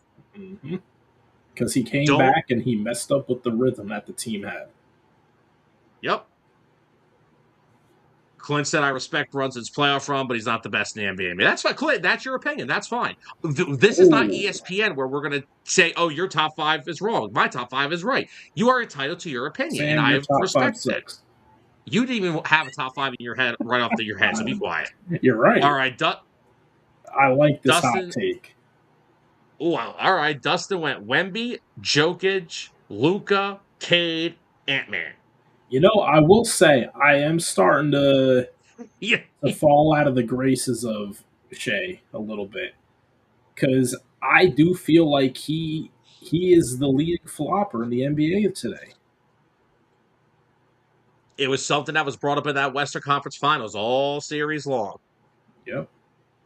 And Anthony went Jokic, Luca, Jalen, SGA, Wemby. I don't hate that either. Very good top 5s, guys. Very good. Very good. I like it. All right, Tyler. Hour and 10 minutes. We've recapped what was an entertaining finals. Knicks are champions. Spurs, in our eyes, are still they're still rebuilding, but they'll be there. They'll be there again. Oh, they're not rebuilding. They're done with the rebuild. They Well, I just need think the experience. I what I mean by rebuild is rebuild by subtracting, which means get De'Aaron Fox off the team. Addition by subtraction. I like it. Yes. It's not even addition by subtraction. Dylan Harper's going to be a stud. He already is a star. He was just a star playing off the bench. He's got championship DNA, man. His dad has multiple championship rings. Like, come Well, on. we can't always say that because there's a kid called Bronny James over on the Lakers. So we Dylan can't Harper always was the say that number. it runs in the family because it doesn't. No, but usually the kids of role playing players are better than their fathers, You're and honestly LeBron was not right. a role Yeah, player last time I checked. exactly. You're totally right about that. It's crazy how that works too. It's unreal how that works. But again, I will make the case. Dylan Harper next year will, if he starts, the Spurs will be right back in the NBA Finals. Oh yeah. Yeah, Anthony, like that's the one thing. Like Jokic, there's nothing he cannot do on a basketball court. Like, Mm-hmm. And all he really wants to do is just be with his horses all the time. He doesn't even want to play basketball. that's gonna be another interesting team. The Western Conference is a bloodbath. Another guy that may drop into like the bottom half of a top 10 for me, also maybe Alperen Şengün, center for in Houston. He's such a great player. Just a walking 18, 10, and 5 every night. And yeah, the scoring isn't up there, but I mean he's playing with a bunch of good young players. And Kevin Durant. Which let's see if Kevin Durant lasts another year in Houston, shall we? All right, Tyler. You want to talk some Team USA World Cup for a few minutes? Let's do it. Well, 5-1. No, 4-1. 4-1. Mm-hmm. 4-1 win on Friday night. What are your thoughts? I'll let you start off because you're more the soccer guy. I got a few thoughts, but I was actually more interested in hearing your thoughts so I could piggyback off it. well, first off, I did miss the first half because we were doing Birds of the Gridiron during the game, so I did go back and watch it. 3 goals in the first half. They dominated that entire first half, and they had 3 goals in the first half. they could have had 6 with the Yeah. amount of I mean, they had the one pulled back for offsides, Yep. and then they had 2 or 3 other really good scoring chances. And I think that's probably the most scoring chances I've ever seen a Team USA have in a one soccer game my entire life. But Yes. no, and then of course, my second half thoughts, no offense, kind of went back to the same old stuff I've seen in the past. They got complacent, they went back on the defensive side, and I know you're up 3, and I get that. You're trying to just, rotate guys in, keep guys healthy, but I just don't like the fact that they kind of went complacent. I mean, they ended up giving up a goal. The one thing I will say is after giving up one, they responded with another one, which is something I've not used to seeing from Team USA. Usually they don't respond back. They kind of just still play complacent, but And I will say, with the goal they allowed, it was sloppy, but it was something that is fixable. It's not like they got completely outmatched and outplayed. They didn't make a good effort to the ball that was coming in, right in that attacking part of the field. It took a bad bounce. All the players kind of stood around waiting for who's going to go after it. The Paraguayan player ended up going. He made like a diving attempt, was able to kick it across to his open teammate, and from there it opened up the scoring for them. So, I'm back. yep, you're It back. could Yep, have you're good. been it could have been a worse goal. I wasn't too upset with it.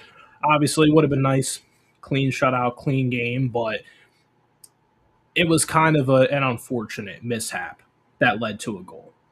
And if that happens, you don't like it to happen, but you got to prepare and expect for that to happen in soccer. But for them, the biggest part for me was for them to respond and score to end the game. They could have just been completely complacent, like you said, in that second half. And after they started defending better, after they gave up the goal, they could have just held out, won the game 3-1. But the thing that I like under Mauricio Pochettino, what he's done with this team is they are aggressive all the time, always attacking. They never give up. And that was one of the most painful things to watch Team USA over the last 4 years since the last World Cup. Is just the lack of passion that they played with, lack of aggressiveness. So this is the result that everyone expected. I mean, you have a team like the US who are coming into this tournament. They were ranked 17th. Now they're up to 15th in the rankings. Paraguay was ranked like 42nd. It was expected for them to win, Yes. and they got the result needed. I will also say the rankings don't always paint the full picture. I watched the game today, this afternoon, Spain versus Cabo Verde. You know where that is, Sam? Because I don't. They are the smallest landmass country playing in this tournament. They ended the game 0-0 against Spain, which is ranked, I believe, number 4, or they're in the top 4 at least, and they were a favorite to win the World Cup coming into this tournament. One of very few teams. They're actually my team to be in the final game against whoever. But after what I saw, the lack of attacking prowess that they showed, I don't know if I'm too confident in them making a far run in the tournament anymore. But definitely a great way to open this up. The U.S. will make it out of the group stage. I believe the ultimate goal for Team USA, where they'll make it to, I think they'll make it to the quarterfinals, and that's where they'll see their exit.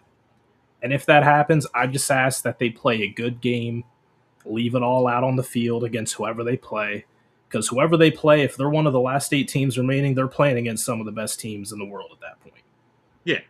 And for the Team USA, that's coming a long way for a country that people say they can't develop any talent. I mean, here's the thing. I understand, like I said, they weren't playing the highest of competition, like you said, but again, it's the World Cup. There's the best teams from all over the world. Mm. Let me get caught up on the chat here, then I'll give Yeah. more of And my Clint, I thoughts. just want to say one more thing for Clint. Yes, They're not going to win the whole thing, but it does mean something because they're still able to earn some respect against these other nations where soccer is everything. You look the United States. Sam, quickly, what's your hierarchy of sports in the United States? What do you got as number one? Probably the NFL. Number two? Number two, I mean, right now, I mean, it's probably somewhere between baseball and basketball. I'd say baseball. Okay. Number three, basketball. And then the Would you think NHL, so? probably. Then NHL. Or those two could be flip flopped. Either way, where does that leave soccer? Bottom of the totem pole in this country. Yeah. If they get a result where they're amongst the last 8 teams alive in this tournament, that shows a lot of improvement in this country in terms of their soccer program and their development of what they've done with what I've seen with these players. It used to be these teams coming to these World Cups, they all played for MLS teams. There's not a whole lot of competition in the MLS. It's gotten better over the years, but what they've done with these younger kids that they're developing is they go into these other programs in other countries, Germany, Italy, England. They play against better competition and they develop more. And now we have guys who are over playing overseas for these, renowned clubs in other countries. And it does translate when they come back to play for Team USA because they've played against some of the best players in the world. They know what that level of competition is like. Dustin said if you should get to a Team USA watch party. He said Dustin, Friday night I that was a do. treat. Trust me. When they make it, if they make it to a quarterfinals, I will find a watch party to go to. Sam, you will be invited. We will find a watch party. Oh, I'm down. Clint said you shouldn't be lacking effort. Does a point differential mean something? Yes, doesn't it? It does, and that's why they finished strong. But this is something that older Team USA rosters they wouldn't do. They would be up like 2-1 and they'd play to hold the lead. They wouldn't play to extend the lead. So far in this first opening games of the group stage, there's only one other team that had a high point differential, and that was Germany, completely dismantling the country of Curacao, 7-1. It was an absolute massacre. It was ugly. And, I will say props to Curacao. It is their first ever time in a World Cup. They are the smallest country by population of 160,000 people. And for them to be here, and when the game started, Germany opened up early. They scored. Curacao, probably 10 minutes later, they answered and they tied the game up. Now, I wish it was a closer game from that point on, but that moment before that, before the rest of the goals came from Germany, it was a pretty nice moment to see. But I mean, Team USA, they just have a different mentality to them, which the new coach Pochettino brought. And you know what the saddest part is that with these international coaches, they don't stick around long. Like after this World Cup ends, I believe Pochettino's contract begins to expire. great. Which means that they're going to have to look for the next coach to try and bring prominence and maintain prominence to Team US Soccer. The reason they brought in Pochettino was kind of to try to establish something that could be maintained. So I just hope that they're able to continue on with that. Yeah, and I mean, like I said, that first half of soccer, like I said, they could have easily put up the same amount of goals that Germany did in their game. They could have had 6 or 7 goals in that first half with all the chances they had. Like I said, one got nulled for offside. The others were just really just missed opportunities that came close. But I mean, if you look at some of the players on the team, I mean, Christian Pulisic to me was the best player on the field in the first half. He was. And honestly, I will say the second half without him, you could tell there was a drop off. Earlier in that first half, it was continuously feeding him the ball letting him build up the play on the attacking half. And then they pulled him out at halftime because there was a concern of a knee injury from a bad kick that he took earlier in the first half. So, It was just precautionary. They're not what? concerned. He's looking like he's ready to play as normal against Australia. So actually, we got a little bit of an update on that. It is a minor calf injury that they believe Okay. he's sustained, but Pochettino said he's good, so it looks like he Yeah. will be playing Friday. Yeah. And the striker who had 2 goals, Bologan, is that how you Yeah. pronounce his name? Florian Balogun. Balogun. Yes. I mean, him and Pulisic were the 2 best players on the field in that first half. Yep. That second goal, the top left corner It shot, was oh my beautiful. god, Off of his weak foot, mind you, too. that And was that's something that disgusting. with him, he's a great striker. It used to pain me so much to watch him over the last few years because he would always favor the right foot and he would take bad shots if it meant using his right foot. So I was so happy to see him pull back with that left foot and nail that shot in the upper corner. And to get it around a defender, like I said, just go Yeah. top to the left-hand side of the net. It was a beautiful goal. And thank you for not choosing to play for the nation of England. Yes. Because he is a dual citizen, so he had the choice of playing for England or US. But honestly, if he went to play for England, he'd probably be on the bench. So he made the right choice. Dustin, I would also. yeah, Spain definitely overlooked them. Spain's attack didn't look good. Honestly, I get it was Lamine Yamal's first ever World Cup. He's only 19 years old, mind you. I think he needs to start the rest of these games. They brought him off the bench with 20 minutes left to play.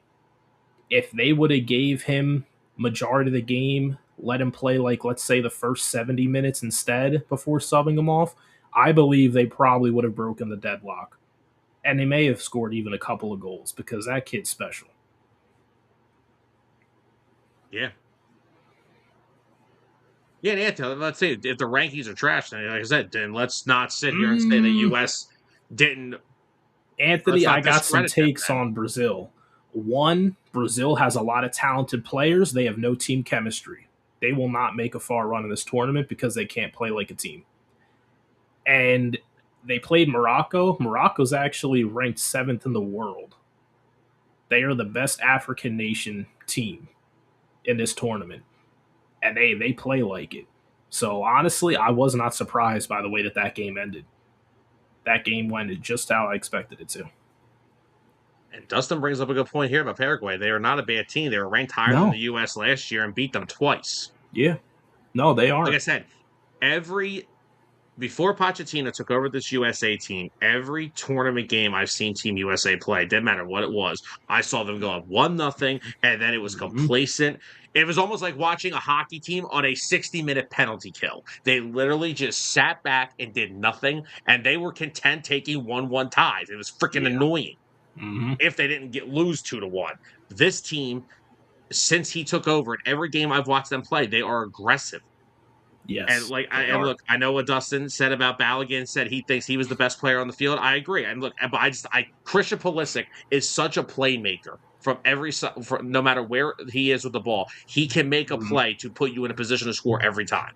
I would like to bring up a couple more unsung heroes. One being Chris Richards, our best defender, completely lights out. He had an insane stat line in that game. He had 83 completed passes out of 83 passes attempted. He did not lose one single ball off of a bad pass. He was perfect. And that's touching the ball a lot in a game. And he was flawless. And the other one is Tyler Adams. I mean, I'll always say it. Not to get anyone confused with this Tyler Adams. The other one. The shorter one. The other one. The shorter Tyler Adams. Are you talking about him? He's only like 5'8". He's short, dude. I thought defensively he played a really solid game. Especially he always does. So his role is he's a center defensive midfielder. So his job is to assist that defense on the back line because they like to use their outside left and right backs as attacking backs. So that's Alex Freeman, Anthony Robinson. But man, all the play goes through Tyler Adams at the back. He facilitates everything, moving the ball across the field, getting it up through the middle in space. Like, he is the orchestrator for that team. And honestly, I know Christian Pulisic, he's the best player on the team. I think most important player is Tyler Adams on this team. Yeah, especially because he got hit with a yellow card, then he kind of had to He had watch to kind of himself, take a step back, yeah. and he still played really well. Exactly. Yep. Like that's like trying to play with 5 fouls in the NBA. Exactly. Yeah. Cat did not succeed in that. Cat did not. Even though Anunoby did. Even I will say some of the calls on Cat were ticky tack. They were. But no, I mean, for credit for that, I mean, the fact that he was able to play through getting a yellow card and still was able to play really a solid defensive game. Like I said, this is the best USA soccer team I've seen play in a long time. And I'm not a big soccer guy. We know this. But you know what I'm watching. It must be something interesting. Because now who do they have? They play again Friday, right? They do. They play against Australia, who is currently the only other team in their group of 4 that has won a game. So Australia beat Turkey by, I think it was 2-0. Yeah, it was 2-0. So basically, US beats Australia. They're basically a lock to win their group and advance to the round of 32. Okay. And that game is Friday at what time? Let me pull that up real quick.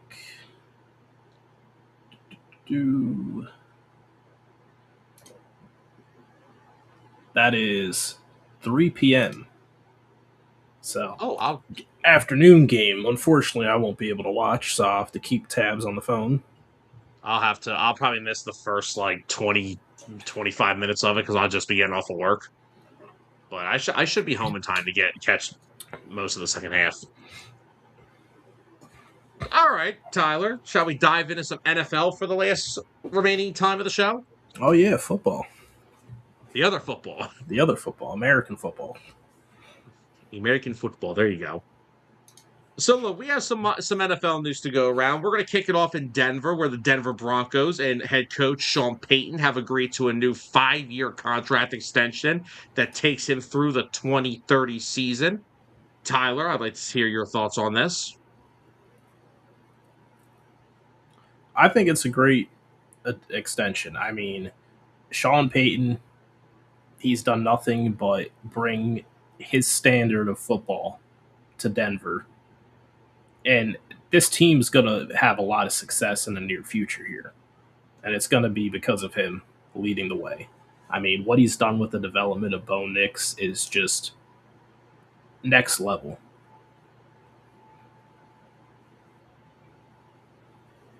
Yeah, I mean, look, he was the driving force in getting Bo Nix to Denver. Because, a lot of remember, we were some of them. We kind of looked at the TV when they drafted Bo Nix, and we were like, well, good luck.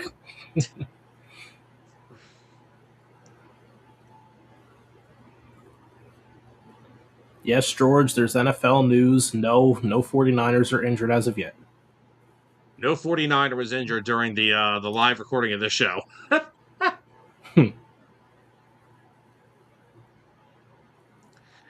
And Clint, here. Well, first of all, here's the problem with the Russell Wilson situation. Sean Payton did not ask for Russell Wilson. Russell Wilson got there before Sean Payton. But even in the full year that he played there, Russell had a really good year with Sean Payton. Yeah, it was. It was a very quietly good year. And then, of course, he gets the guy in Bo Nix. And again, Payton is still recognized as one of the best offensive minds in the game. And look at every year since he came to Denver. They went from 8 wins with the first year with Russ. Then they went to 10 wins. This past year, they won 14 games and got to the AFC Championship. And I am going to say it once again. If Bo Nix doesn't break his ankle, the New Yeah. England Patriots are not playing in the Super Bowl last year. And I'm going to stick firm to that. The Denver Broncos on that field that weekend were the better football team. The only difference is team had Drake May and the other team had Jarrett Stidham. That was the biggest problem because all Bo Nix would have had to have done in that AFC title game was make an average of 3 plays because neither team offensively played well. All they had to do was make a few plays to win that game, and Jarrett Stidham just clearly couldn't. Yep. Oh, Dustin, is that official? Yeah, I saw that. Well, he did get his eligibility reinstated, but I guess a lot of teams in the NCAA said, "Whoa, now." Mm-hmm. So Brandon Sorsby heading to the supplemental draft. That's crazy. But no, yeah, like I said, and again, another thing is I think as long as Sean Payton is there, Bo Nix is going to get better. Their offense should be more improved this year with getting Jalen Waddle. And personally, I think the Broncos have a really good shot at getting back to the AFC Championship game this year. Yep. It's a well-deserved extension for like one of the better head coaches in football. Like I said, he's one of the best offensive minds. He's a consistent winner. They've done, I mean, from all his time in New Orleans, and like you said, they have gotten. All right, real quickly. This is per Tom Pelissero. Just got a tweet about Brandon Sorsby. Sorsby's attorneys plan to withdraw their lawsuit Tuesday. Per source, this means he will officially be ineligible under the NCAA's ruling, clearing the way for him to enter the NFL supplemental draft. So, yep, Brandon Sorsby is heading to the NFL. What a crazy turn of events. Yeah, that's wild. Clint, breaking news: the NCAA gets backlash for every decision they make. They're used to it at this point. Just like how when they'll let Notre Dame in next year if they only win 8 games. Because they cried about it all damn year last year. We didn't get in the playoff. Who cares? Dustin said, rumor is Von Miller is expected to head to Denver Wednesday for a workout. The expectation is, oh my God. All right. So, is that because the old Jonathan Cooper that could be situation? All right. So hold on. The year is 2026, and by training camp, I'm going to have Von Miller back on the Broncos and Aaron Donald back on the freaking Rams. Why don't we just call Clay Matthews and put him back on the Packers while we're at it? Oh, my. Oh, Does no. Brian Dawkins still want to come back? We need a safety. Let's just bring them all back. Let's bring all the guys back. No, they're 100% going to bring in Von Miller because of not knowing what's going to happen with Jonathan Cooper. Like I said, these NFL players get stupid money, and it makes them dumber by the second. Yep. And it makes them crappy human beings, apparently. Mm-hmm. All right, Tyler, we have a couple more little nitbits here. We have Jalen Coker getting a nice little 3-year extension from the Panthers. Got 3 years, $35 million, and I believe with incentives, it can go up to $41 million. And I'll start this one off because I actually really like this deal for both team and player. I think it's actually a little bit of an underpay. If you ask me, this is kind of along the lines of guys like Darius Slayton and what they got as contracts. I think Jalen Coker is way better than that. Yeah.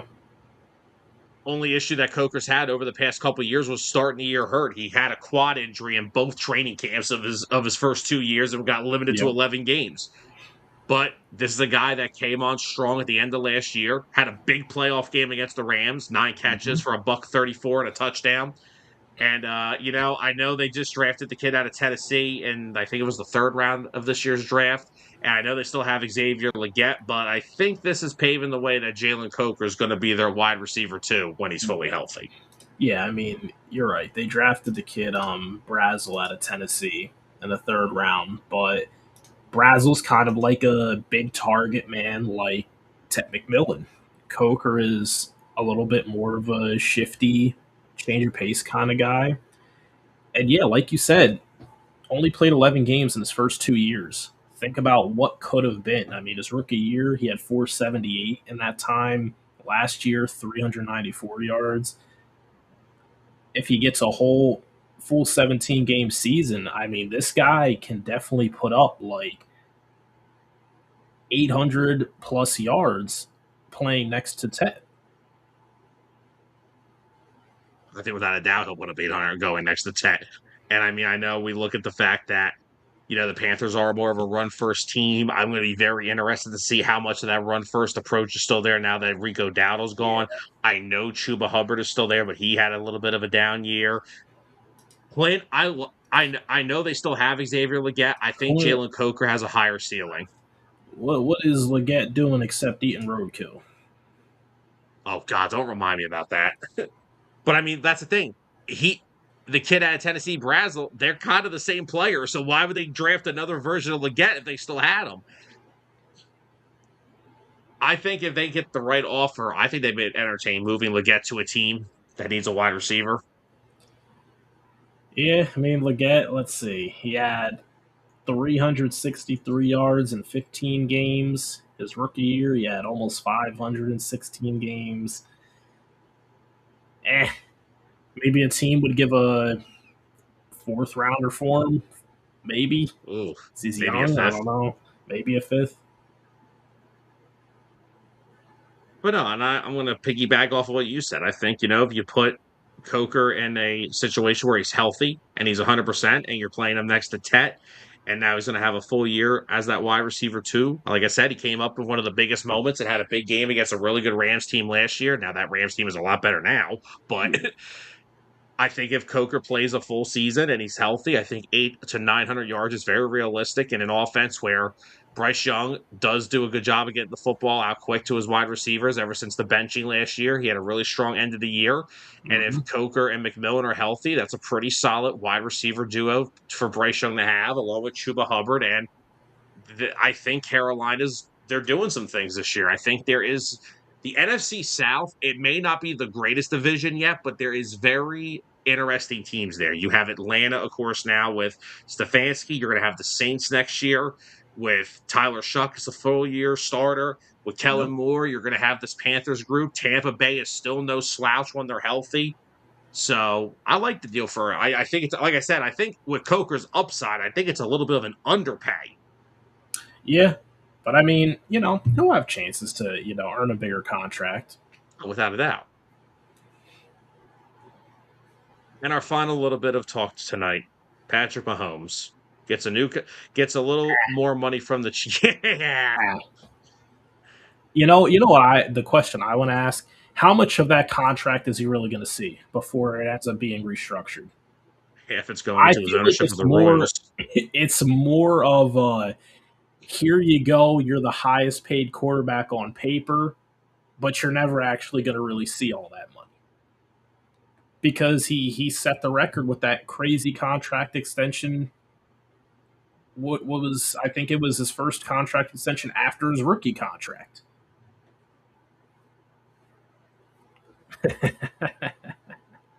Thanks, Clint. Thanks for throwing me under the bus. It's okay. Hey, maybe the Browns will make a call for Xavier Legette. Yeah, maybe. But no, so let me just go through this real quick.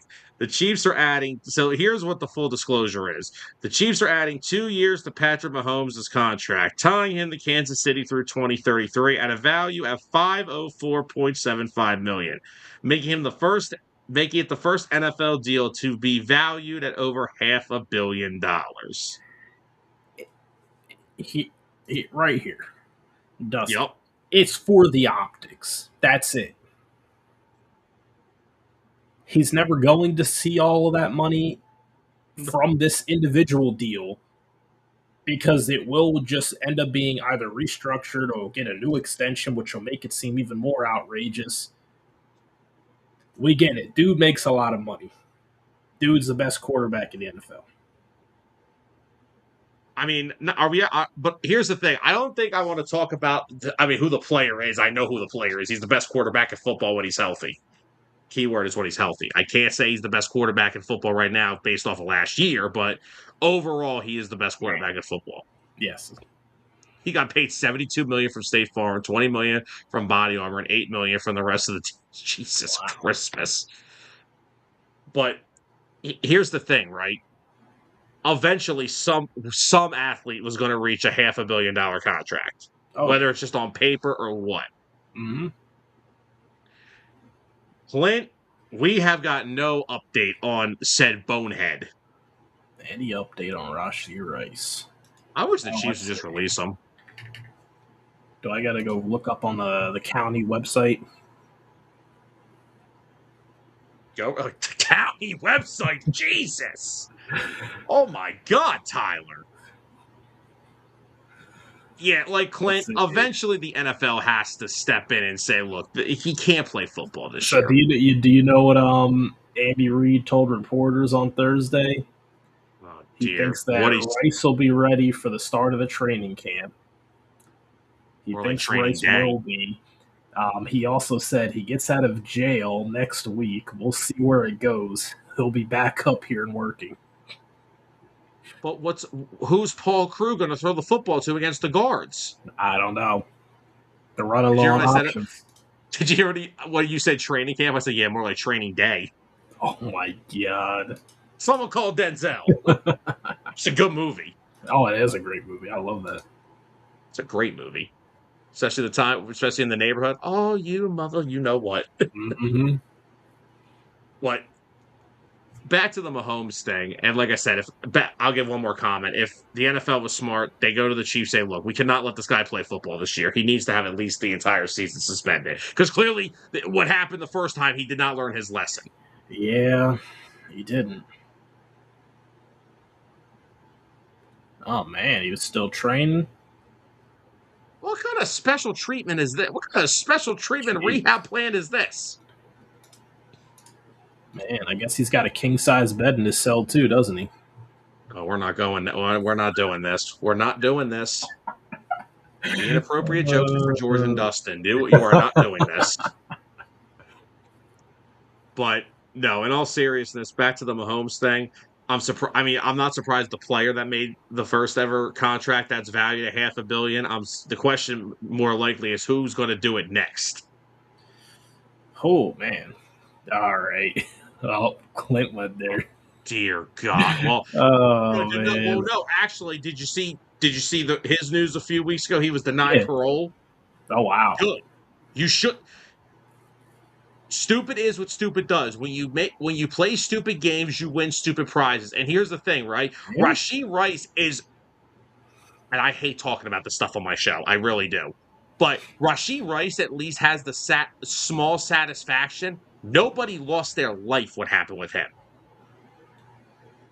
Henry Ruggs actually killed somebody, Yeah. and Nick Saban. I like how Saban says it. He was a model citizen when he was in my program. Mhm. He said, I'm not only looking at the person who made that decision, I'm looking at the people who was with him that night that could have stopped Yes. it. Yep.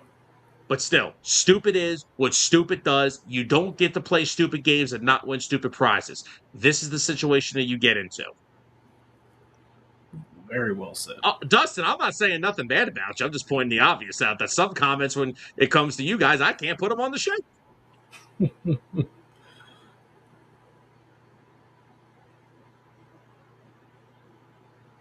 Oh yeah, Dustin, I agree. The fact that he even tried to get parole was a joke because again, Mm-hmm.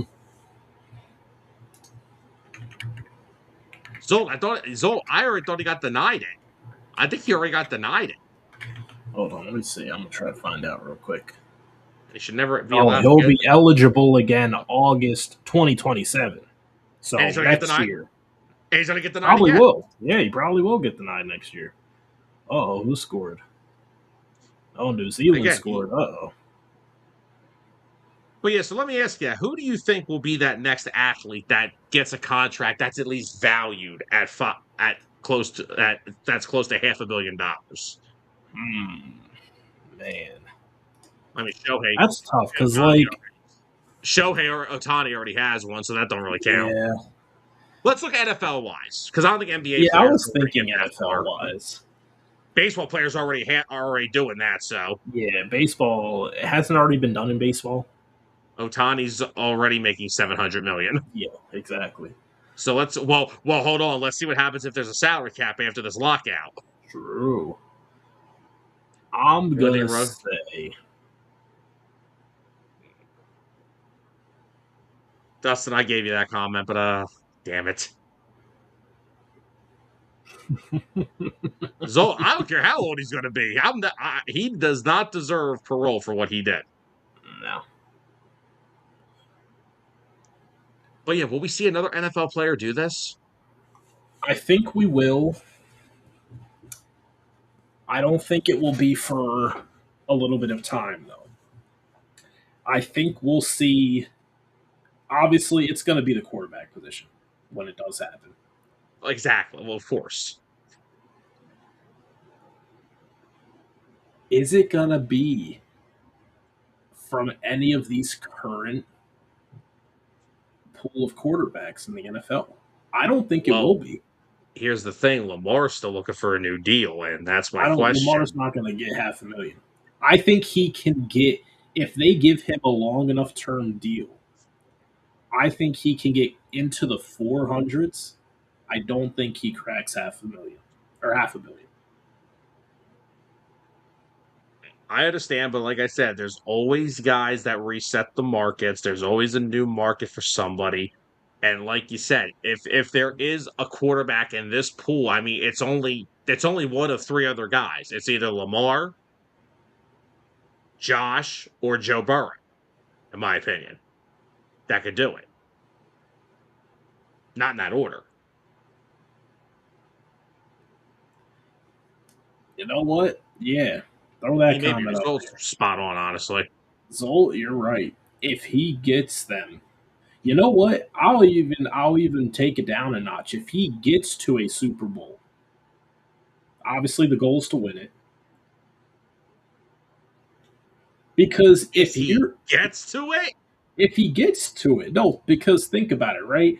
you best win that thing.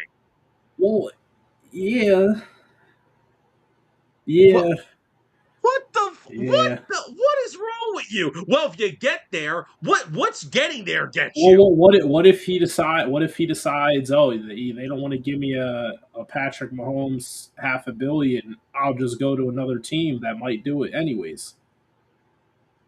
Do I'm the not at Bills that want to risk point. losing him? I don't think that's ever going to happen anyway. And Burrow, no way in hell the Bengals ever invest that much money into him with how little he's played in his career so far. No way. Maybe they should take some of that money and invest it into the offensive line. Oh yeah, they probably should. Does that Zolt, does an offensive line that's consistent be provided through his insurance? Oh no. Justin, you're right. Now, Jordan Ash is another bonehead. Like I said, stupid is what stupid does. Yep. I don't understand why all these athletes get paid six figures and they just become the dumbest 6 to 7 figures and all become the dumbest players on the planet. Mhm. It's like people when they turn to a Wawa parking lot. Oh my.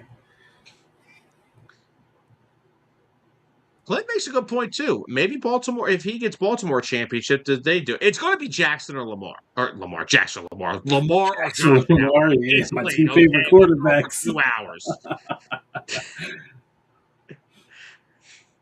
Josh Jackson and Lamar Allen. There we Oh go. my.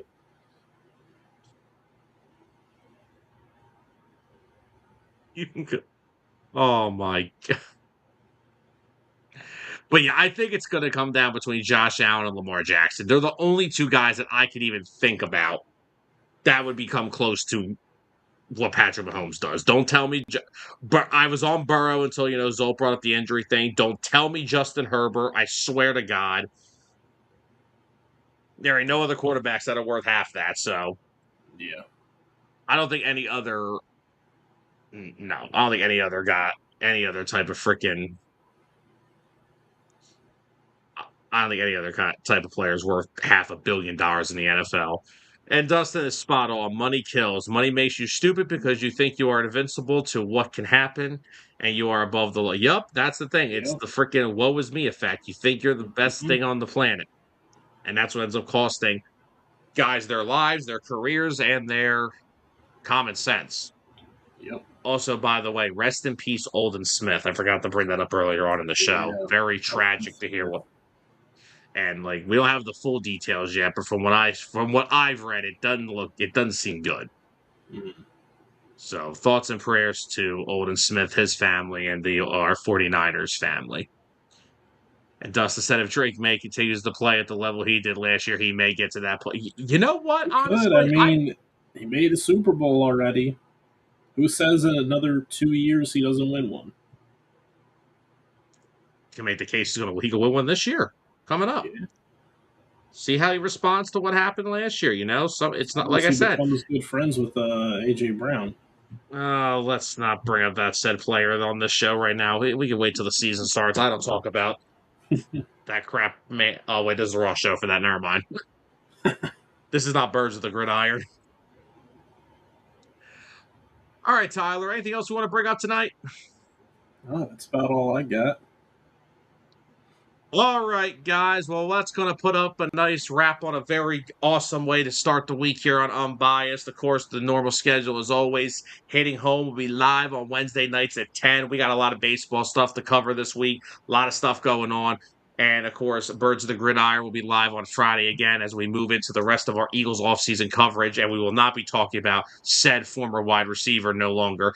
This week, we get to talk about Tyler's favorite thing, and I haven't even told Tyler about this because I wanted his live on-air reaction. Jason Peters returning?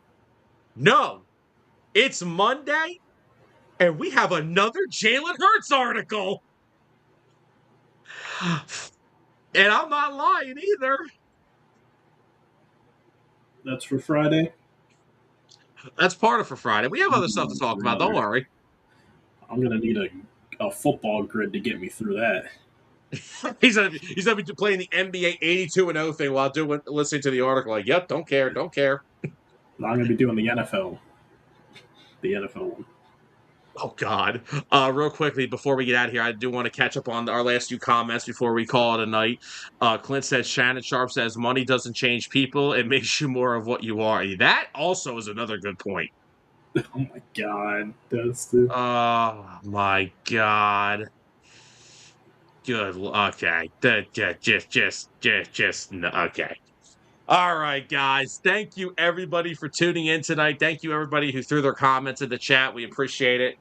Awesome show. Chat was on fire tonight, and we appreciate all you guys. So have a great rest of your Monday. I'm trying to get through this freaking outro without trying to laugh. Have a great rest of your Monday. Like I said, hitting home Wednesday at 10 o'clock p.m. Eastern Time. Birds of the Gridiron live Friday at 8.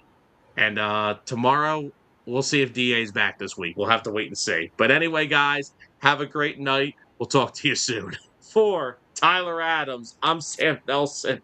Good night, everybody. The following has been a presentation of 609 Sports Talk Radio.